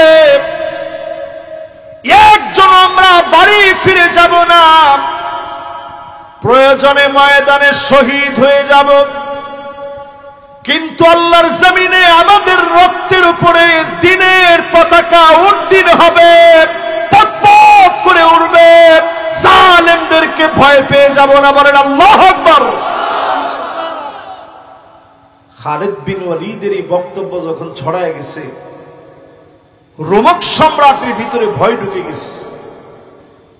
রোমক সম্রাট আর দেরি নেই, চিঠি লিখছে চীনের সম্রাটের কাছে, ভাই যেমনে হোক কিছু সৈন্য বাহিনী তুমি পাঠায় দাও। খালিদ বিন ওয়ালিদ 36,000 সৈন্য নিয়ে আসছে, তুমি কিছু সৈন্য পাঠাও, মুসলমানদের সঙ্গে লড়তে হবে। রোমক সম্রাটের মতো এত বড় সম্রাট মুসলমানদেরকে ভয় পেয়ে সৈন্য চেয়েছে চীনের কাছে। চীনের সম্রাট চিঠি লিখছে, ইন্না কওমান লাউ আরাদু আন ইয়াখলাআল জাবাল লাখালাউ। মুসলমান এমন এক জাতি, এরা যদি পাহাড়ের দিকে তাকায় বলে পাহাড় তুমি সরে যাও, মুহূর্তের ভিতরে পাহাড় সরে যেতে বাধ্য হবে। একটু চিন্তা করেন ইমানি হিম্মত কি জিনিস। চীনের সম্রাট সে কিন্তু মুসলমান না, সে চিঠি লিখছে মুসলমান যদি বলে সর, পাহাড় সরে যাবে। আচ্ছা, এই কথা শোনার পরে রোমক সম্রাটের সাহস বাড়ছে না কমছে? যে লোক আগেই ভয় পাচ্ছে, 36,000 সাহাবী, এর মধ্যে যখন শুনছে পাহাড়কে যদি বলে সর, পাহাড় সরে যাবে। এজন্য আমাদেরকে যে সমস্ত দেশ ভয় দেখায়, মুসলমান হচ্ছে লোহার বুট, কোন দাঁত দিয়ে চিবাইতে পারে এমন বিষাক্ত দাঁত পৃথিবীর কোন জালেমের তৈরি হয় না। আমরা সেই জাতি। আজকে কেন আমরা মার খাচ্ছি পৃথিবীর ভিতরে? আজ ফিলিস্তিনের দিকে তাকায় দেখে 40,000 শিশু বাচ্চা মা মা বলে মাকে পায় না, বাবা বাবা বলে ডাকে, বাবার আদর পায় না, মায়ের আদর পায় না। ছোট ছোট বাচ্চা ঘরের ভিতরে মা হারা বাপ হারা একা হয়ে গেছে। 66,000 মুসলমানদেরকে শহীদ করে দিয়েছে। লাখের উপরে মুসলমানের চোখ নাই, হাত নাই, পা নাই, হসপিটালের ভিতরে আছে। আজ মুসলমানদের এমন দুর্দিনে 57টা মুসলিম দেশ থেকে তেমন কোনো প্রতিবাদ করা হয় নাই, একটা সৈন্যবাহিনী পাঠানো হয় নাই, আক্রমণের প্রতিবাদ করা হয় নাই। বরং আপনি তাকায় দেখেন, খোদ সৌদি আরবের ভিতরে মাদানে সালের ভিতরে রঙ্গমঞ্চ সাজায়া নাচ গানের অনুষ্ঠান করা হচ্ছে, ঠিক কিনা বলে? আযাব আসতেছে মুসলমান। পূর্ব দিকে বড় বড় ভূমিকম্প হবে, মায়ানমারে ভূমিকম্প হয়েছে, থাইল্যান্ডে ভূমিকম্প হয়েছে, ভিয়েতনাম, মালয়েশিয়া, ইন্দোনেশিয়া, ভারতের পূর্ব দিকের যে অঞ্চলগুলো আছে, দক্ষিণ কোরিয়া, উত্তর কোরিয়া সহ, হংকং, জাপান সহ, চায়না সহ সারা দুনিয়ার দিকে ভূমিকম্প আসতেছে। কারণ সারা দুনিয়ার ভিতরে মুসলিমদের পক্ষে কেউ দাঁড়ায় নাই। দিন আসতেছে, লিখে রাখেন আজকের মাহফিলে দিন তারিখ দিয়ে, খাতা কলমে লিখে রাখেন। বর্তমানে ইসরায়েলের ভিতরে দাবানল জ্বলে উঠেছে। আমেরিকার লস অ্যাঞ্জেলেসে, ক্যালিফোর্নিয়াতে, হলিউডের ভিতরে আল্লাহ তাআলা আগুন জ্বালায় দিয়েছে। এই আগুন এমনি আসে নাই। পরের আয়াতের অংশটা শুনেন, তাইলে আপনার কাছে ক্লিয়ার হবে আগুন কেমনে আসছে, আর কি কি আসবে। মনোযোগ আছে আপনাদের? কষ্ট হচ্ছে মনে হয়। আল্লাহ রাব্বুল আলামিন সূরা মায়দার ভিতরে বলেন, সতর্ক থাকার পরে 4 নম্বরে বলেন, ফাইন তাওয়াল্লাউ ফা'আলাম আন্নামা ইউরিদুল্লাহু আন ইউসিবাহুম বিবা'দি যুনুবিহিম। যদি এর পরেও ঘাট তেরামি করে, সোজা ভাষায় ঘাউরামি করে, আরো সোজা ভাষায় কোরআনের ডাইরেক্ট অনুবাদ হচ্ছে, কোরআনের কথা বললি যারা মুখ ফিরিয়ে নেয়, আল্লাহ বলতেছে বিবাদি যুনুবিহিম, কিছু কিছু অন্যায়ের কারণে ডাইরেক্ট আমি আল্লাহ সামান্য শাস্তি দিব। আল্লাহ সামান্য শাস্তি এমন হতে পারে, করোনার মতো ভাইরাস আসবে, সারা দুনিয়া তটস্থ হয়ে যাবে, সব ডাক্তার মিলে করোনার মতো ভাইরাসকে থামাতে পারবে না, ঠিক কিনা বলেন? আল্লাহ রাব্বুল আলামিন সতর্ক করে দিলেন, যদি এরপরেও কোরআনের দিকে না আসেন, বাংলাদেশের দিকে যে ভূমিকম্প আসতেছে, এটা পূর্ব দিকের দেশ। বাংলাদেশের দিকে যেই ভূমিকম্প আসতেছে 7 মাত্রার ভূমিকম্প, যদি 7 মাত্রার উপরে রেক্টার স্কেলে ভূমিকম্প চলে আসে, বাংলাদেশের অবস্থা কি হবে চিন্তা করেন। হাজার হাজার বিল্ডিং ভেঙে পড়বে, 100 বছরের জন্য দেশ পিছিয়ে যাবে, উন্নয়নের গল্প বলার সময় থাকবে না। শুধুমাত্র 2024-এ 39 বার ভূমিকম্প হয়েছে। এরপরেও যিনি আমাদেরকে হেফাজত করেছেন তিনি কে? এই গত সপ্তাহ, আগের সপ্তাহে ভূমিকম্প হয়ে গেছে, আপনারা দেখছেন না? টের পাইছেন? এদিকে একটু টের মনে কম পাওয়া যায় নাকি? অনেক সময় দেখবেন ফজরের সময় ভূমিকম্প হয়, অনেক সময় দেখবেন ঘুমে আছেন তখন ভূমিকম্প হয়। কিন্তু আল্লাহ তাআলা আমাদেরকে তেমন বড় ভূমিকম্প দেন নাই। বারবার আল্লাহ চাচ্ছেন আল্লাহর দিকে ফিরে আসেন। আওয়ালা ইয়ারাউনা আন্নাহুম ইফতানুনা ফি কুল্লি আমিন মাররাতান আও মাররাতাইন সুম্মা লা ইয়াতুবুনা ওয়ালা হুম ইয়াযাক্কারুন। একবার অথবা দুইবার আল্লাহ তাআলা আযাব দেন, গোলামদের দিকে তাকায় থাকেন, দেখতে থাকেন গোলামেরা ফিরে। সালিহি সাল্লু আলাইহি ওয়া আলিহি দুরফিশানে নে তেরি कतरों को दरिया कर दिया, दिल को रोशन कर दिया, आँखों को बीना कर दिया। बलगल उला बिकमालिही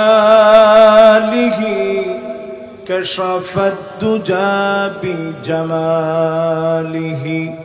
हसनत जमीउ खिसालिही।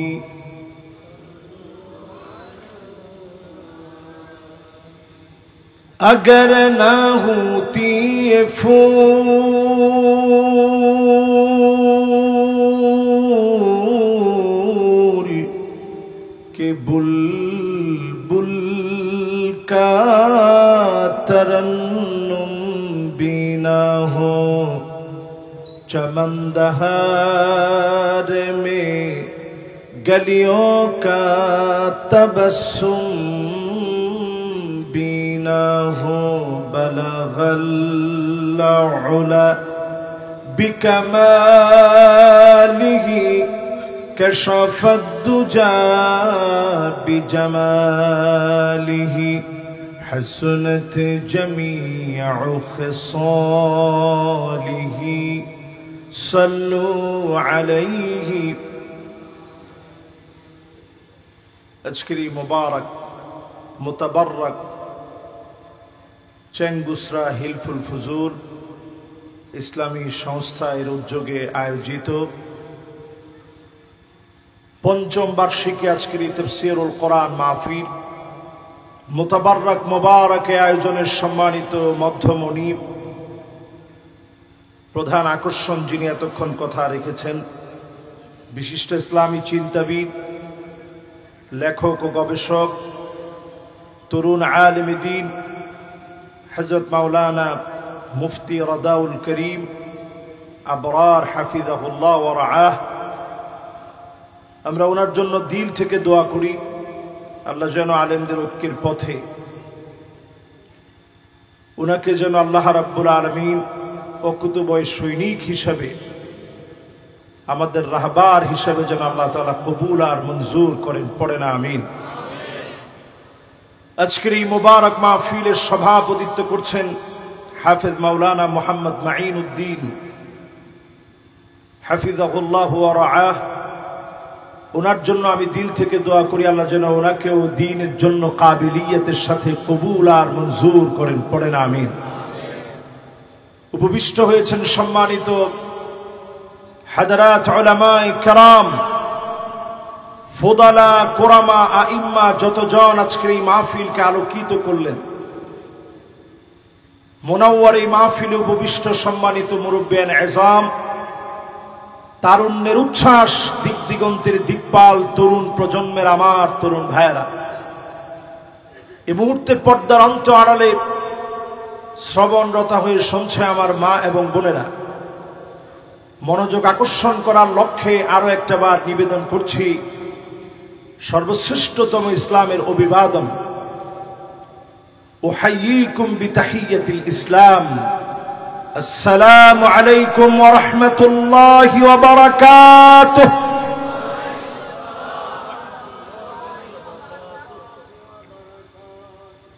যে মহান মালিক দয়া করে মায়া করে ভালোবেসে আজকের এই মাহফিল আমাদেরকে আসার তৌফিক দিয়েছেন, মালিকের আলিশান দরবারে নতশিরে অবনত চিত্তে শুকরগুজারি আদায় করব। সমস্বরে সবাই মিলে একযোগে পড়ি কালিমাতুশ শুকর আলহামদুলিল্লাহ। একখানা ডর হরি হন না, বুঝুন না, একটু বড় আওয়াজে মালিকের প্রশংসা করি, পড়ি আলহামদুলিল্লাহ। আল্লাহ পাকের প্রশংসা আদায় করে দরুদ এবং সালাম পড়ছি সাইয়্যিদুল মুরসালিন খাতামুন নবিয়্যিন মুহাম্মদ ইবনে আব্দুল্লাহ ইবনে আব্দুল মুত্তালিব হাশিম ইবনে মানাফ ইবনে কিলাব ইবনে মুররা কাব ইবনে লুয়াই ইবনে ফিহর মালিক ইবনে নদর ইবনে কেনানা মুদরাকাত ইবনে ইলিয়াস ইবনে মাআদ ইবনে আদনান মুহাম্মাদুর রাসূলুল্লাহ সাল্লাল্লাহু আলাইহি ওয়াসাল্লাম। অনেকেই পড়েন নাই, সবাই পড়ি মুহাম্মাদুর রাসূলুল্লাহ সাল্লাল্লাহু আলাইহি ওয়াসাল্লাম। সবাই পড়ছেন? মাহফিল তার কাঙ্ক্ষিত লক্ষ্যে পৌঁছাবে তখন, সবার মনোযোগটা যখন ঠিক থাকবে। আমি কিন্তু 8টায় চলে আসছি এবং আমার সর্বোচ্চ টার্গেট ছিল এবং লিখিত আকারে টার্গেটটা নেওয়া। কর্তৃপক্ষকে জিজ্ঞাসা করেন, 9:30টায় আমি এখানে বসবো, এটা লিখিতে না। 11টায় মাহফিল শেষ হয়ে যাবে, আর আপনারা দিচ্ছেন আমার 11টায়। এখন আমি এই জায়গায় আসার পরে আমি তো অন্তত আপনাদের সাথে রাগান্বিত হইতে পারি না, কারণ মেহমান হয়ে আমি তো আপনাদের সঙ্গে খারাপ ব্যবহার করতে পারি না, এটা আখলাকুর রাসূল না। এই জন্য 8টায় এসে আমি খাওয়া দাওয়া করে একটা ঘুম দিছি। এরপরে আলহামদুলিল্লাহ নামাজ পড়ে আড্ডা দিয়ে গল্প দিয়েও সময় শেষ হয় না, এরপরে আমি আসি। তো গভীর রাত হয়ে যাওয়াতে অনেকেরই মনোযোগটা ডিস্টার্ব হয়েছে, এটা খুব স্বাভাবিক বিষয়। অনেকে চিন্তা করতেছেন দূরে কিভাবে যাব। তো আমরা খুব বেশি লম্বা না, অল্প কিছু সময় আল্লাহর জন্য আমরা ছেড়ে দিতে চাই। রাজি আছি ইনশাআল্লাহ? 2টা আয়াত আমি তেলাওয়াত করেছি সূরা আলে ইমরান থেকে। 2টি আয়াতের একটি হচ্ছে সূরা আলে ইমরানের 138 নং আয়াতে কারিমা,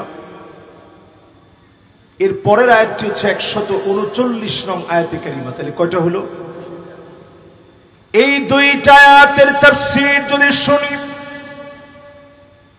খায়রুল লাকা মিন আন তুসাল্লিয়া আলফ রাকাত, 1000 রাকাত নামাজ পড়লে যেমন সওয়াব হবে, এর চাইতে বেশি সওয়াব যিনি বান্দার আমলনামায় দিয়ে দিবেন তিনি কে? এখানে যারা বসলাম, আমার ভাই ইমানের উপরে খুব চমৎকার আলোচনা করেছেন। আমি এখানে এসে বসে সিদ্ধান্ত নিলাম বাকি কিছু কথা আমি আমার এই মাহফিলের শ্রোতাদেরকে অ্যাড করে দিলে এটার একটা খোরাক যেন হয় আমার জন্য, আমার শ্রোতাদের জন্য। আল্লাহ যেন কবুল মঞ্জুর করেন, পড়ে না আমিন। আল্লাহ রাব্বুল আলামিন ইরশাদ করেন, হাযা বায়ানুল লিন্নাস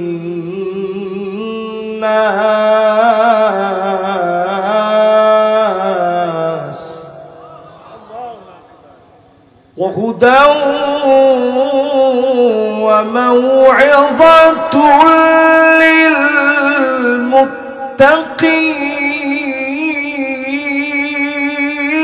للمتقين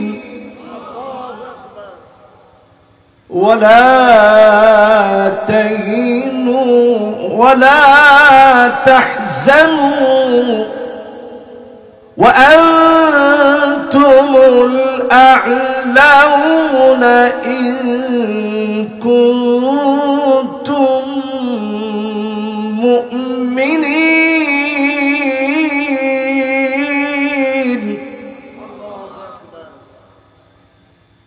এই 2টা আয়াতে কারিমা থেকে আজকে আমরা কথা শুনবো ইনশাআল্লাহ। পড়ে আল্লাহ রাব্বুল আলামিন প্রথম আয়াতে কারীমার ভিতরে জানায় দিলেন হাযা বায়ানুল লিন্নাস, এই কোরআন হলো মানুষের জন্য বায়ান। খ্রিস্টান বলেন, ইহুদি বলেন, হিন্দু বলেন, নাস্তিক বলেন, সবাই এই কোরআন থেকে বায়ান গ্রহণ করে, এই কোরআনের থিওরি গুলো বিশ্বাস করে, না করলেও ভুল ধরার জন্য পড়ে।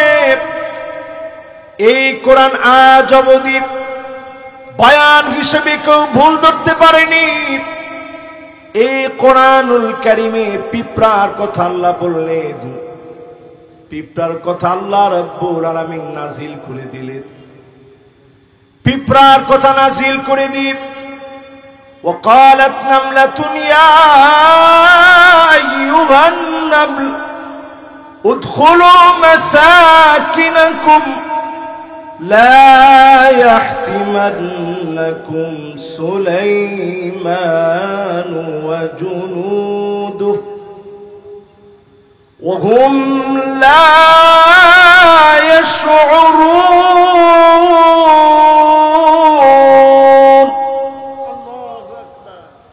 মাইকটা এদিকের হর্ন দরকার ছিল, এই হর্নটা নাই, চলে না, এটার আওয়াজটা কানে আসে। এই জন্য আমি কথা বলতে আমার কষ্ট হচ্ছে, কিন্তু সেটার ফিডব্যাক আমি পাচ্ছি। তো আমি আসলে কোনো মাইকম্যানের এই কথাটা বলি না, কারণ এটা বললে তার মনটা কষ্ট পাবে। তার মনেও সামান্য কষ্ট যাক, এটা আমার কাছে পছন্দ হয় না। কিন্তু আজকে কথা বলতে আমার প্রচন্ড কষ্ট হচ্ছে। আমি এত চিল্লায় কথা বলতেছি, কিন্তু এটার ফিডব্যাক আমি পাচ্ছি না। তো যাই হোক, আল্লাহ ভরসা, ইনশাআল্লাহ যতটুকুন আছে এতটুকুন দিয়েই খুব অল্প সময়ে, সামান্য সময়ে কথা বলি। পিঁপড়াকে নিয়ে আল্লাহ রাব্বুল আলামিন যখন আয়াত নাযিল করেছে, বিজ্ঞান গবেষণা করে দেখা শুরু করলো যে এই আয়াতটার ভিতরে ভুল ধরা যায় কিনা। এটা কোরআনের একটা বায়ান, এই বায়ানের ভিতরে ভুল ধরা যায় কিনা গবেষণা করতে গিয়ে দেখে পিঁপড়ার ভিতরে কোনো কান নাই। তাহলে পিঁপড়া শুনলো কেমনে? তার মানে কোরআনের এই আয়াতের ভিতরে ভুল ধরার চেষ্টা চালাতে হবে। সায়েন্টিস্টরা মিলে একটা আয়াতের ভুল ধরার জন্য দিনের পর দিন গবেষণা শুরু করলো। গবেষণা করতে গিয়ে দেখে পিঁপড়ার হাঁটু থেকে নিয়ে পা পর্যন্ত মাঝখানে আল্লাহ একটা সেন্সিং ভাইব্রেশন দিয়ে রেখেছে। আমি আপনি কানে যেমন শুনি, সেন্সিং ভাইব্রেশন দিয়ে পিঁপড়ার মতো ছোট্ট একটা কীট পতঙ্গকে যিনি শোনা দেন তিনি কে? বিজ্ঞান মাথা নত করে ফেলেছে।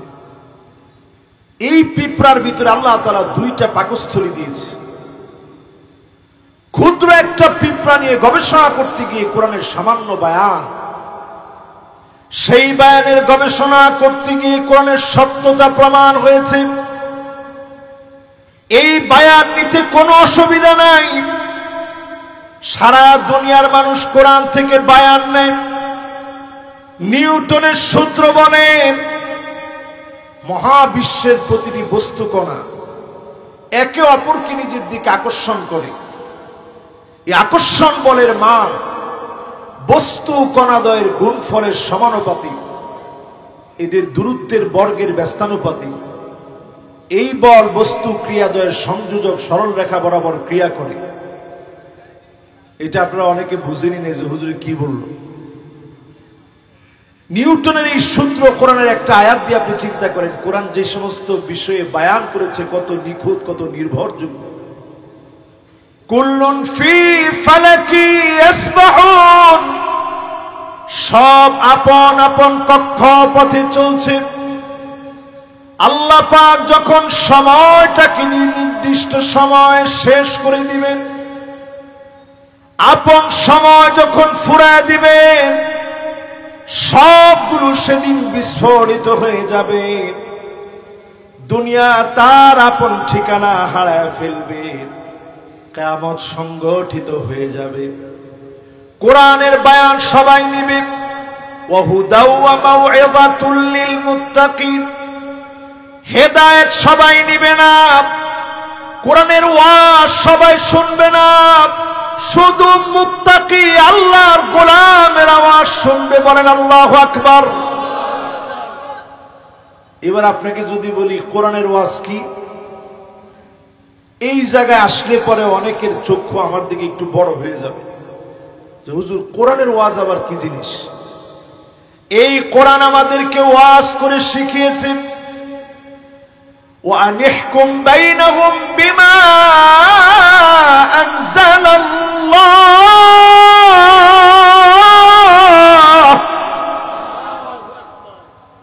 বিচার চলবে এই কোরআন দিয়ে। এবার আমার হাতের দিকে তাকায়েন সবাই, বলেন তো বিচার চলবে কি দিয়ে? এই কথাটা কোন জায়গার ওয়াজ? নামাজের ওয়াজ কোথায় আছে? রোজার ওয়াজ কোথায় আছে? কোরআন দিয়ে বিচার করার ওয়াজ কোথায় আছে? আল্লাহ রাব্বুল আলামিন সূরা মায়দার ভিতরে 49 নং আয়াতে কারিমাতে বললেন বিচার করা লাগবে কোরআন দিয়ে। এরপরেই আল্লাহ বললেন ওয়ালা তাত্তাবি আহওয়াহুম, মন গড়া বিচার করা যাবে না। আওয়াজ করে বলেন কি গড়া? এখন বাংলাদেশের 54 বছরের কথা যদি আপনি একটু বলেন, 54টা বছর ধরে বিচার যা চলছে, কোরআন দিয়ে কয়টা বিচার হয়েছে? ঢাকা শহরকে মসজিদের শহর বলে, আমাদের দেশটা পুরাটাই একটা মসজিদের দেশ, কিন্তু মসজিদের দেশ হওয়ার পরেও কোরআনের একটা বিধান বাস্তবায়ন হয়েছে বাংলাদেশে। এমন একটা দৃশ্যের কথা আপনি মুসলিম হিসাবে দায়িত্ব নিয়ে বলতে পারবেন না যে এই বিধানটা পার্লামেন্টে এস্টাবলিশড হয়েছে, ঠিক কিনা বলেন? এই জন্য আজকের মাহফিলে একটু নিয়ত করেন, মন গড়া বিচার বাদ দিবেন। 54 বছরে সব দেখা শেষ, সামনে আওয়াজ উঠাতে হবে আল কোরআনের বাংলাদেশ। এই আওয়াজটা যদি উঠে, এই আওয়াজটা যদি আমরা মন থেকে উঠাতে পারি, সব দেখা শেষ, সামনে হবে আল কোরআনের বাংলাদেশ। এই আওয়াজটা যদি আমরা মন থেকে উঠাতে পারি, যদি এটার ফলাফল কিছু নাই হইল, মনে করেন আপনি আওয়াজ উঠাইছেন, কাজও করছেন, রেজাল্ট কিচ্ছু হয় না, জিরো। আস-সাইয়ু মিন্না ওয়াল ইতমামু মিনাল্লাহ, চেষ্টা আমি আপনি করলাম, যিনি পরিপূর্ণতার সওয়াব দিয়ে দিবেন তিনি কে? আমি 8টা পয়েন্ট ধরে কথা বলবো বাংলাদেশকে চেঞ্জ করার জন্য। যে স্বপ্ন আমরা দেখছি, এখন আমরা সবাই স্লোগান দিই, দিল্লি না ঢাকা, স্লোগান দিচ্ছি না সবাই? কিন্তু সময়টারে যদি কাজে না লাগান, সামনে আপনারাই স্লোগান দিবেন দিল্লি না ঢাকা, কিছুদিন পরে কইবেন ফাঁকা ফাঁকা। কেন? কোরআনুল কারীমে আল্লাহ তাআলা 8টি বিষয়ে আমাদেরকে সজাগ সচেতন করছেন। 8টার প্রথমটা হলো বিচার চলবে কি দিয়ে? 2 নাম্বারটা হচ্ছে মন গড়া কোনো বিচার চলবে। তাহলে বলেন 1 নাম্বারটা কি? সবাই একটু আওয়াজ করে বলেন কি? এটা কি মুস্তাহাব সুন্নাত? ফরজ কইছে সামনে যে আমির সাহেব সহ 3-4 জন আছে, ওনারা 3-4 জন আছে, 3-4 জন মিলে ফরজ কইছে। আপনাদের কাছে কি মনে হয় এটা সুন্নাত? এবার সবাই একটু আওয়াজ করে বলেন কি? 2 নাম্বার পয়েন্টে বললাম মন গড়া বিচার করা যাবে না। 3 নাম্বারে আসেন ওয়াহদারহুম আইয়াফতিনুকা আন বা'দি মা আনজালাল্লাহ।